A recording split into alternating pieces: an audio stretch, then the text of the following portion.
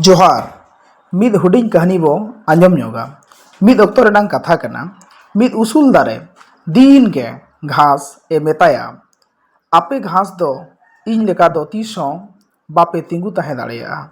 इन दो दा रहो जपुद रहो होय रहो भरडू रहो तिंगु गिन ताहेना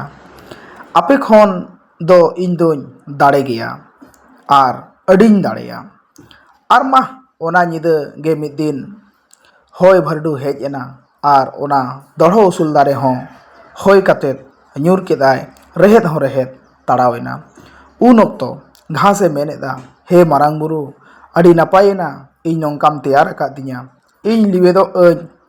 धरती रिन गितिजोआ मेनखान बाñ रापुदोआ नोआ दो घास आर दारे सुमुंग रेना कथा दो बांग कना मनमी रहो नोंकागे हुयुआ ओनाते इन दुñ मेना तीसों घमंड बांग लगती कना घमंड लेखान दो नोआ दारे लेकागे रापुद चाबाआ।